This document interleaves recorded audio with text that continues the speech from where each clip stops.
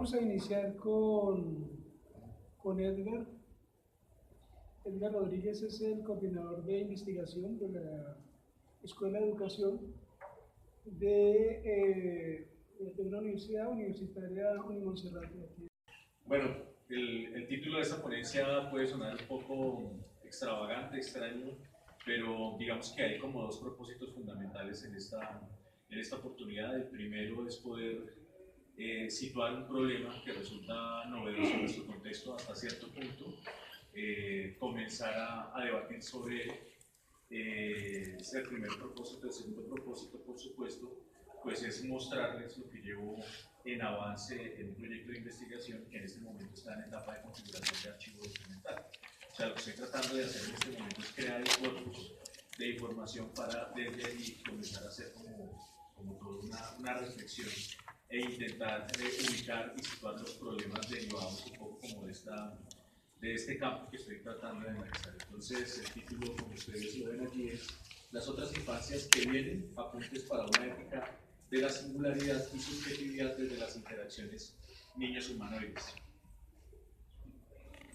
Entonces, pues ya seguramente ustedes estarán imaginando que vamos a hablar en estos 15 minuticos o 20 minuticos sobre interacciones humanos-máquinas, humanos-robots y particularmente humanoides infancias. Entonces, lo primero que hay que decir es que este asunto no solamente se trata meramente de ciencia ficción. Hasta hace unos 15 o 20 años, pues generalmente esto lo relacionábamos con las películas, de pronto con la literatura, donde ya se nos comenzaba a plantear seguramente la posibilidad de que los seres humanos, y aquí un poco como el asunto de las nuevas humanidades, el futuro de las humanidades, comenzaran a tener relaciones directas con las máquinas, es decir, relaciones que fueran un poco más análogas a lo que podríamos denominar una relación o una interacción humana. Entonces hay algunos referentes que seguramente pues, ustedes reconocerán. El más clásico, quizás la película de Fritz Lang, de la década de los 30, que es Metrópolis, que es un clásico del cine, donde ya precisamente se planteaba un poco esta relación con la tecnología. Y dos películas de referencia de este año, Blade Runner, que también es una, digamos que era continuación de una película clásica de los 80s, que viene además de la ciencia ficción, y Ghost in the Shell, que es una película también que hacen al comienzo de este año y que viene del anime japonés. Entonces son como dos referencias extrapoladas como desde el inicio y lo que tenemos más recientemente, y que ya están planteando desde el cine precisamente esta problemática o la serie de dificultades a nivel ético que se van presentando en estas interacciones entre los seres humanos y los robots. Esta ciencia naciente o esta disciplina naciente se conoce como HRI, por sus siglas en inglés, que precisamente habla sobre la interacción entre los humanos y los robots. Y como bien lo plantea este autor en 2006, pues claro que plantea unos grandes desafíos y unos retos en relación con cómo nosotros podemos ir problematizando y considerando qué significa ese asunto de la interactividad y cómo se va a alterar o cómo se va a cambiar, cómo se va a replantear los comportamientos sociales y los imaginarios que nosotros podamos, digamos que definir. Entonces, aquí en la imagen ven un poco lo que yo he colocado aquí como la evolución de uno de los robots más conocidos, que es el robot de Honda, que se llama Asimo. Fíjense ustedes cómo se va dando un poco como esa transición de estas máquinas al punto de lograr un dispositivo, un artefacto que ya es mucho más funcional. Entonces, uno de los asuntos éticos que comienza a aparecer acá es cómo podemos diferenciar lo que hemos considerado siempre como lo natural y ahora lo artificial. ¿Sí? Claro, pues la mayoría de las máquinas nosotros sabemos que tenemos una relación con esos objetos, con esos artefactos, partiendo del principio de que lo artificial lo sintetiza el ser humano, producido por el ser humano. Y lo artificial además puede imitar lo natural. Lo artificial puede ser caracterizado además en función de esos objetivos o de esos propósitos.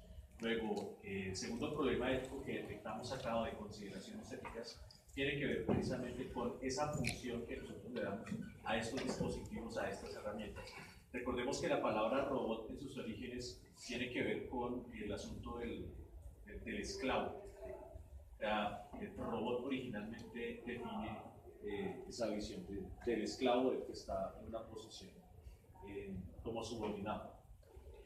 Pero también uno de los autores de referencia en este tema de HRI o de interacciones entre humanos y robots, que es un mexicano que se llama Benítez, propone en 2012 una definición para robot. Entonces él dice que es un dispositivo de naturaleza mecatrónica. Recordemos que la mecatrónica, pues obviamente hace relación a esa disciplina que estudia como todas las condiciones técnicas, electrónicas, que se definen precisamente para controlar un aparato, con inspiración biónica, que es la disciplina que de nuevo estudia como desde los seres vivos precisamente todas las funciones del movimiento, y cierto grado de autonomía manifestada como inteligencia artificial o un algoritmo para toma de decisiones. En la imagen ustedes pueden ver la serie de robots que ha creado Boston Dynamics, que es una empresa de Google. La mayoría de estos robots están pensados para la empresa militar. Entonces, ese es el tercer elemento ético que aparece acá y que tiene que ver con la definición que veíamos anteriormente sobre el propósito de esos artefactos, y es que podríamos encontrar evidentemente una serie de evoluciones o de revoluciones sobre estas máquinas que, insisto, ya no es ciencia ficción. Y el punto central acá es que, o una de las impresiones que yo tengo, es que quizás las humanidades y las ciencias sociales pues siempre han estado referidas al estudio de fenómenos contemporáneos o del pasado, pero muy pocas veces con una visión prospectiva. Luego, lo que intento acá también plantear es que las futuras humanidades tendrían que tener una visión prospectiva para estar un poco como a la par de unos desarrollos que se vienen gestando desde la tecnología, bueno, desde todo tipo de tecnologías, pero que, digo yo, a veces nos cogen desprevenidos. En últimas, un científico social, un humanista, tendría que estar muy pendiente de las agendas que se van tejiendo a nivel global en el contexto en el que estamos, e ir anticipándose a ciertos desarrollos o a ciertas problemáticas que seguramente van a tener implicaciones en nuestro futuro. Entonces, pues ya ven, este tipo de robots tiene una aplicación militar, básicamente.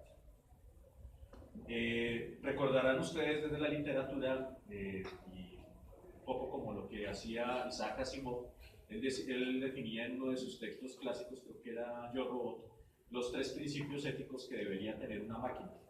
Decía él, un robot no puede dañar a un ser humano, no por su inacción, ni por decirle hacer cosas, dejar que un ser humano sufra daño. Era el primer principio ético que definía Asimov. 2, un robot debe obedecer las órdenes que le son dadas por un ser humano, excepto cuando hay órdenes que se oponen a esta primera ley. 3, un robot debe proteger su propia existencia hasta donde esa protección no entre en conflicto con la primera o segunda ley. Estos son los 3 principios que definía Isaac Asimov desde la literatura, y noten ustedes cómo eso que denominamos siempre como la ciencia ficción, aquello que nosotros no consideramos que puede ser lo real, pues sí que va apostando, va generando unos principios que más adelante serán retomados por los científicos para ir avanzando un poco en esta área de las ciencias y de las tecnologías. Lo que de entrada nos propone que esas nuevas humanidades tendrían que estar mucho más estrechamente trabajando con lo que hemos denominado las ciencias puras y aplicadas, precisamente para poder abordar los temas en el momento preciso. Frente a este código de ética que plantea Asimov, pues resulta un poco paradójico la gráfica que está al lado, que demuestra un poco la tendencia o el comportamiento que ha tenido en los últimos años la tasa de empleo en los Estados Unidos, por lo menos donde se hace este muestreo, con el resurgimiento o el surgimiento mejor de los robots en la industria. ¿Sí? Entonces, miren que hasta acá ya tenemos por lo menos 2 aplicaciones de esas máquinas. El uso militar que veíamos con la empresa que les mostraba ahorita, con Boston Dynamics, y estos robots industriales que pareciera son para nosotros un poco más familiares porque los vemos en los documentales y los vemos por ahí en la televisión como máquinas que solamente hacen soldaduras, puntos de soldadura, y que están metidas dentro de un camino fordista de producción. Pero noten ustedes cómo a medida que incrementa digamos que la función de los robots aplicados a la industria, disminuye la tasa de empleo, que es uno de los miedos que existe en la actualidad con relación a los robots. En la imagen ustedes pueden ver algunos, digamos que algunas fases de experimentación de esto que se denomina interacciones humano-robot y utilizadas en la infancia. Digamos que hay una cantidad de investigaciones que se están haciendo en este momento para tratar de establecer, a partir del estudio con niños en su primera infancia, cómo se pueden, digamos que, caracterizar estas dinámicas que tenemos con las máquinas y sobre todo qué son capaces o qué es lo que sienten los niños en dichas interacciones. Entendiendo que, fíjense que la tasa en que nosotros vamos incorporando las tecnologías es totalmente diferente a la de hace 50 años. Aquí que estamos hablando de una tasa de incorporación de tecnologías que es supremamente alta y muy efectiva.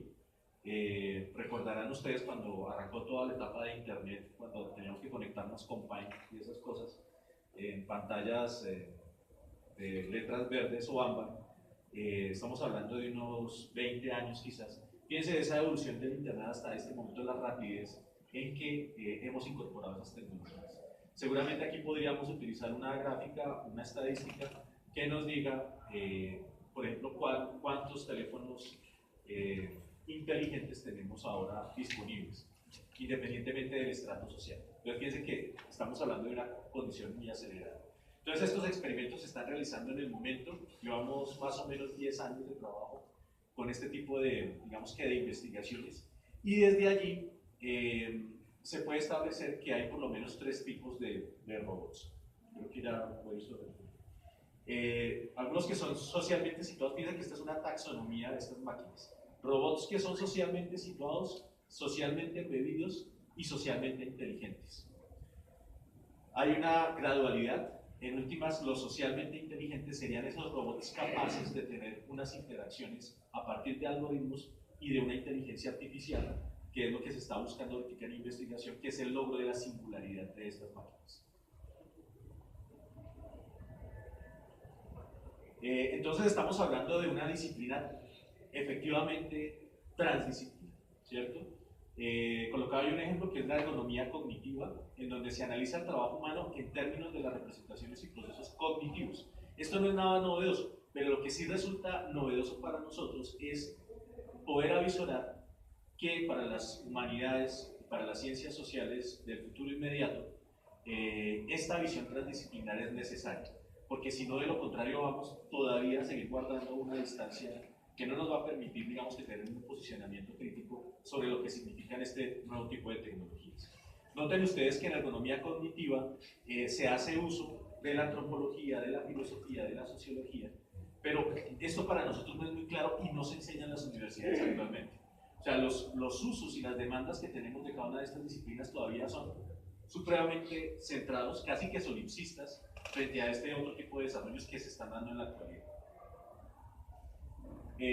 Por oposición, entonces, también hay unas máquinas, digamos que de este tipo, unas que son humanoides, cuando tienen una forma analógica a la humana, como los robots que veíamos de Boston Dynamics, que no necesariamente tienen que parecerse a nosotros, sino tener una analogía, y los androides que sí buscan un ultrarrealismo para facilitar estas interacciones. Este, por ejemplo, podría ser un robot ultrarrealista, un androide. Aquí obviamente aparecen las ciencias cognitivas que todos nosotros sabemos y conocemos, que están centradas en verificar hasta qué punto esas emociones, el reconocimiento de las emociones tiene efecto obviamente en el mejoramiento de las interacciones, o por el contrario genera también otros problemas éticos. La investigación hasta ahora ha mostrado que, por ejemplo, cuando los niños comienzan en los experimentos a interactuar con las máquinas, comienzan muchos de ellos a generar relaciones afectivas. O sea, esto ya de entrada genera un problema y un dilema ético. Los robots tienen una retórica muy convincente porque se introducen en la vida diaria de las personas de una manera muy fácil, ya que no son objetos que se les da una personalidad, sino la personificación misma de un objeto diseñado para tal.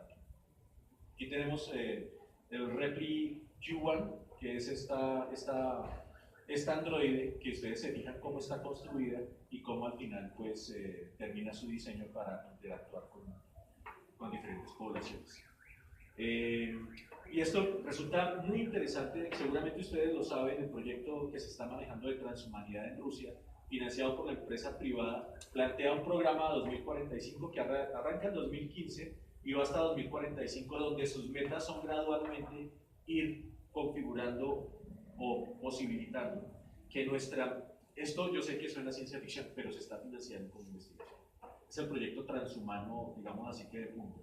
Y es de qué manera cuando mi cuerpo cesa orgánicamente, yo puedo transferir la memoria orgánica a una memoria digital. ¿Sí? Para lograr toda esa transición, el primer paso es contar con una copia robótica del cuerpo humano. Es decir, estamos hablando de nuevo de un proyecto transhumano y de un proyecto que busca precisamente estas nuevas relaciones máquina-robot. El profesor Hiroshi Ishiguro, que trabaja en la Universidad de Osaka, fíjense, desarrolla estos androides a su imagen y semejanza. Bueno, voy a saltarme entonces ya por el tiempo en particular a esta investigación que se hace en 2014 con niños. Es un estudio que financia Lego, que es la corporación, ustedes saben, que hace juguetes de armada, y el Learning Institute Project Synthesis Latitude, en donde el proyecto le pide a los niños del mundo entero que hagan dibujos tratando de establecer cuáles son las posibles ideas que ellos tienen de los robots. Recogen todos esos dibujos, hacen toda la sistematización, hacen la clasificación, y lo que encuentran es que la visión que tienen los niños, o la mayoría de los niños, sobre estas máquinas resulta ser como muy familiar. Pero llama la atención lo siguiente, y aquí yo quisiera como para la exposición. En los testimonios de los niños, y yo lo he resaltado allí, aparecen cosas como esta. Mi profesor me sorprendió, resalto sorprendió, dándome un robot para ayudarme con mi trabajo escolar. Sigue el relato. Otro niño dice, mi trabajo de aprendizaje en un salón de clase terminó antes de que la clase terminara, así que mi maestra nos dejó salir temprano con el robot de clase y hice amistad con el robot hoy, así que lo invité a venir a casa. Lo que yo he resaltado en estos testimonios son cosas que evidentemente parten de las emociones de los niños. Y esto resulta ser problemático, resulta ser un dilema ético, porque en el estudio se encuentra que los niños no quieren aprender en un ambiente, mejor, que los niños quieren aprender en un ambiente que se adapta a sus necesidades y habilidades personales.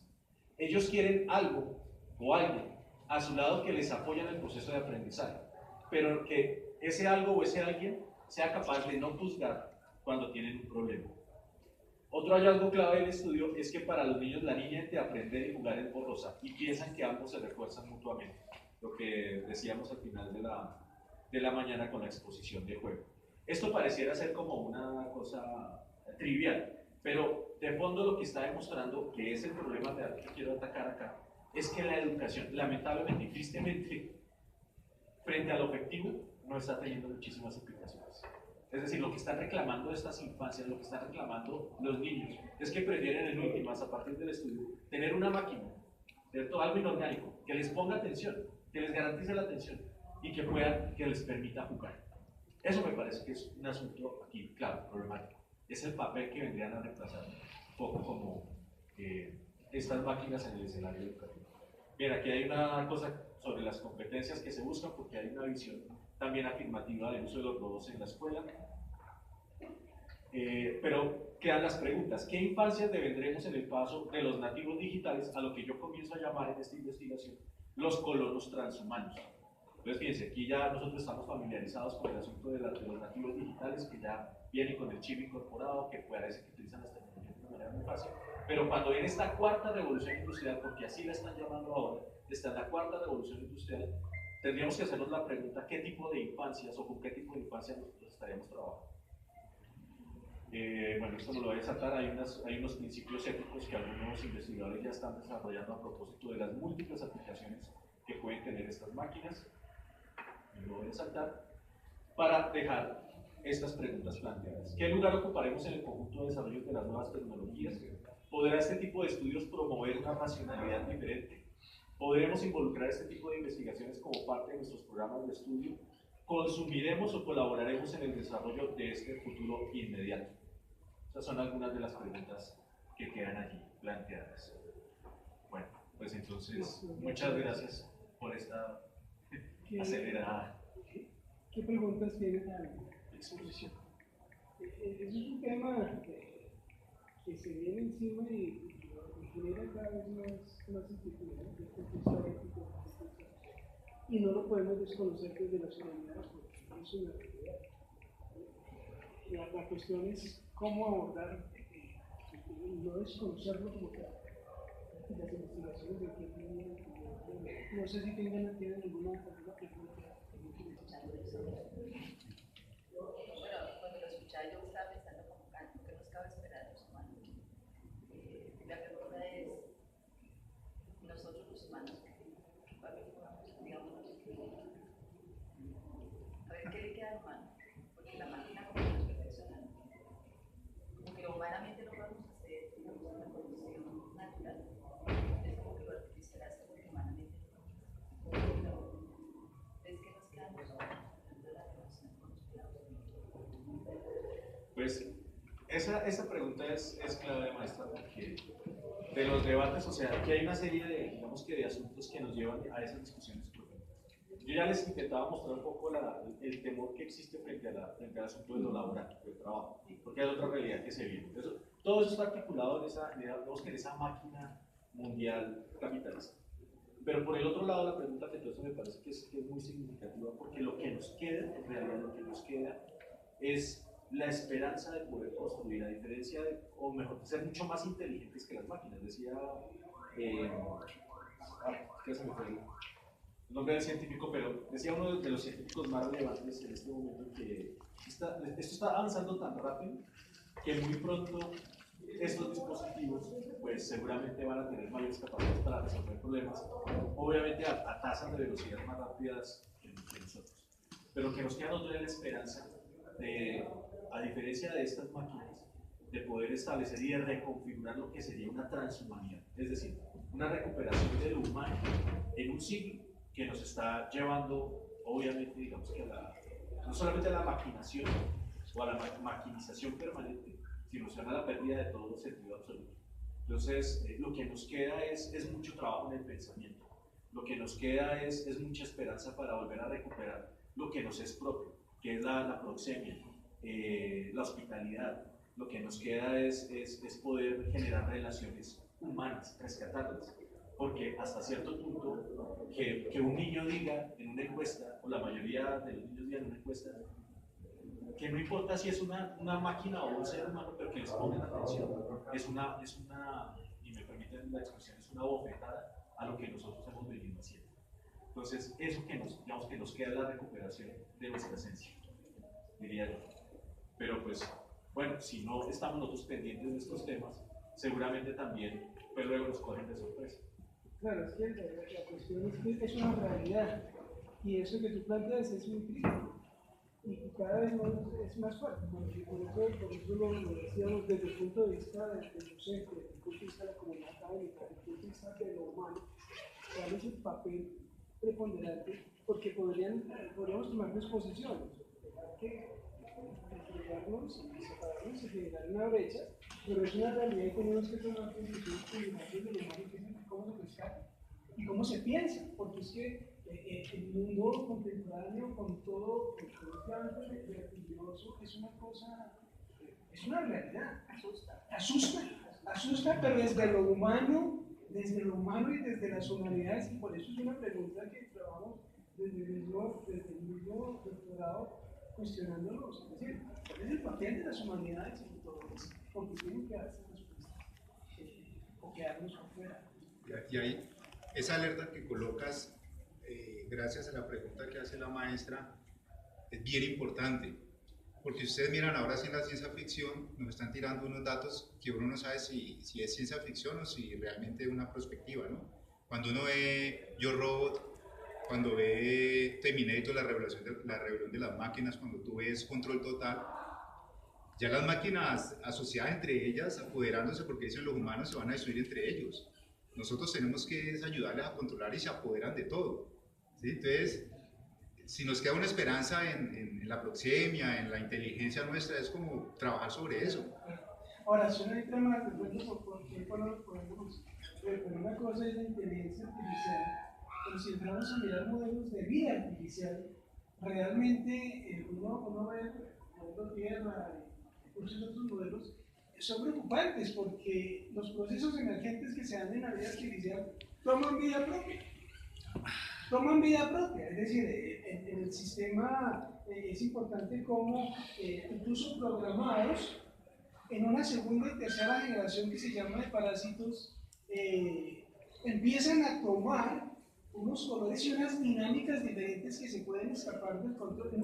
No es tan ciencia ficción, ya hay modelos donde en vida artificial uno se da cuenta que toman unos procesos emergentes que se pueden salir del control. Y entonces ahí viene la pregunta más fuerte, y ya cuando uno lo ve así, se asusta, porque ¿cuál es la posición del humano?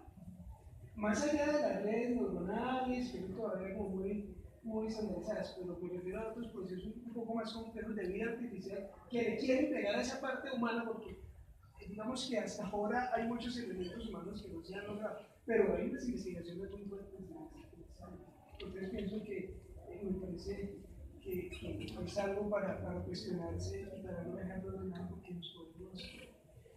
La UNESCO sacó una frase que es preocupante, donde dice que hay que anticiparnos, parafraseándolo un poco, anticiparnos al futuro para que los hijos, nuestros hijos tomen no las tempestades de nuestra ignorancia y de pronto de nuestra ceguera en muchos aspectos. Bueno, gracias. Muy bien. Gracias.